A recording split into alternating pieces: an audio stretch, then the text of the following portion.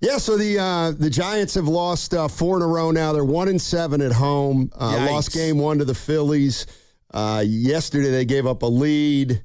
They were up 4-0, partner. I was like, oh, they got this. They got this. Yeah, a couple things. Ryan Baruchi obviously comes in, gets touched up, and a 4-2 lead. Gets the 6-4.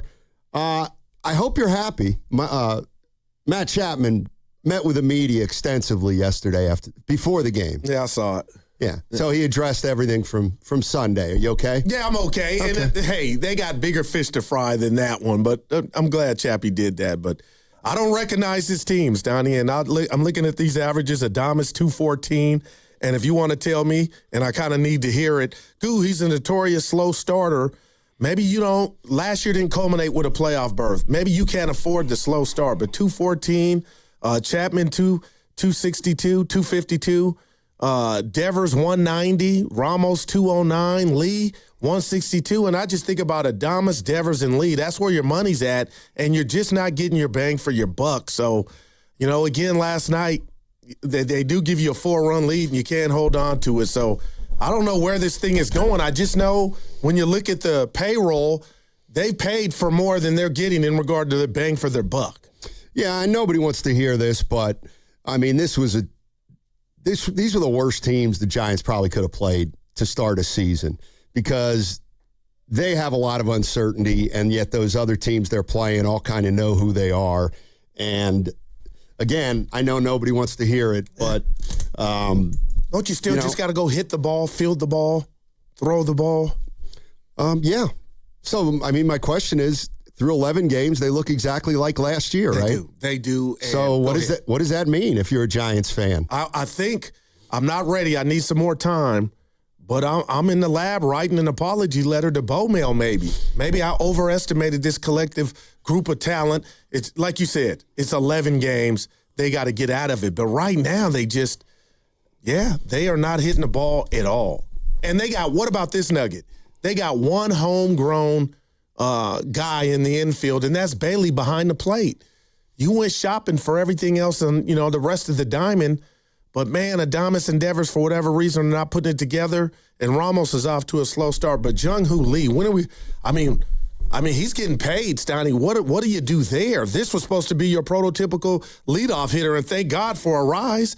I mean, he's the only one showing life, batting .295. Yeah, I mean, the bottom line is that the 3 high-pay or the 4 high-paid guys haven't been producing. And that's not it is a Vitello problem because he manages them, but we can't put that at the doorstep of him regardless of his wordplay and stuff we hear after the game. I got a question for Bay Area sports fans. We were talking a little yesterday about Pods getting booed. Yeah. Why doesn't Patrick Bailey get booed? Why doesn't he get booed? He's hitting 100. Yeah. Why doesn't Patrick Bailey get booed? I'm going to go Prince Rogers Nelson. Rest in peace to the great out of Minneapolis. I'm going to say he doesn't have the curls, the hair flowing, the locks. I don't know. And the reason I just bring that up early on a Tuesday morning after a great knockout event at Chase Center, which we all enjoyed, I got to believe some of that just rubs Dub Nation the wrong way in regard to Pods, and Bailey looks like a regular dude, and maybe that's why. But doesn't 092 rub people the wrong way? I just hate watching him come to the plate. I just feel like it's an automatic out, and I don't dislike the guy, but it's like, my gosh, if these were the 27 Yankees and you were scoring 100 runs, it would be cute. Okay, go out there, Patrick. But damn. I don't know what – they got to get out of it soon because it can get late early. How about that? I mean – What'd you say the home record was? 1-7. That's like – I mean, people got jobs and families and money and bills. What does that have to do with 3-7? You're spending money to come see the Giants play at home and 1 up, 7 down. That's not good. Well, they're getting their sea legs. Okay. All right. That's what I keep telling myself. I don't know if they're going to get their sea legs or not. I just for the life of me – I just looked at this team compared to last year's team. It's pretty similar, and they had a big league manager last year, and they were a 500 team, which they were the year before and the year before that.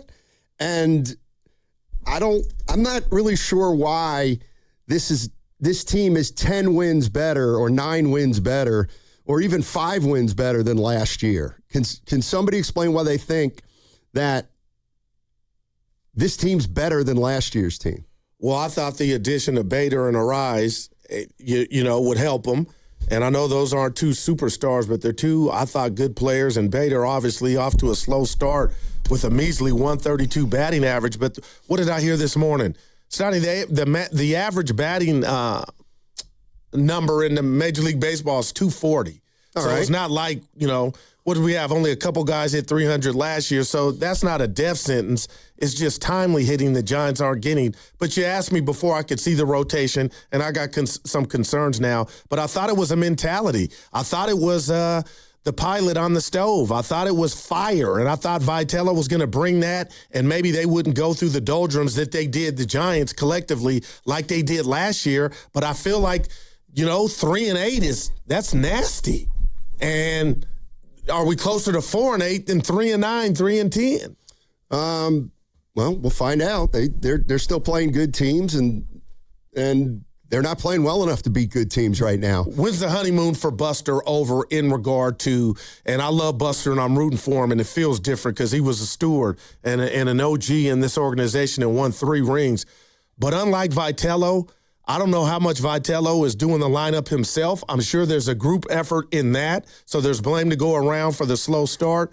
But how much does Buster, or is it too soon to just question this collective of talent that he's put together? Well, I was listening to the morning roast today, and Joe Shasky was talking about the Niners, and he compared Lynch and Shanahan to Posey and Vitello. And, he chronicled the first 2 years of John Lynch, and he's right. They weren't very good. Now, I feel like they started from a lower place than where the Giants have been. Thank you. I mean, the Giants are smack dab a 500 team, and that's who they've been for 4 years. So some people say it's harder to make a team, jump from 500 to, 550 or whatever it is. But the 49ers were coming off the Chip Kelly era, and they were 2-14. Yeah, so I agree with you. They started in a horrible spot. Buster Posey inherited, so yeah. Buster Posey, has inherited Farhan Zaidi, who inherited Bobby Evans, and neither of them have been able to move the needle yet. I'm old school. You're not too far behind me just in regard to how I like my baseball played and how I watch it. And I look at the Phillies. They haven't won anything in a while, but, they've been competitive. There's something to me, and I think about the great Ricky Henderson, rest in peace, where who's starting, who's going to lead off the game. And Trey Turner's been that for the Phillies. And I look at the Giants, and there's just musical chairs. And this is one nugget. It's not why they're 3-8. But damn it, when are you going to get it fixed, or when is it going to get rectified? Who your leadoff hitter is, and that's why I keep going to Jung-Hoo Lee. He came here to the Giants when it was announced, and I thought they had for the next decade or next 6-7 years their leadoff hitter. And now we got Adames, we got Arise, we got it's just like, let's start there. But it just goes to Lee and his ineptitude at the plate, man.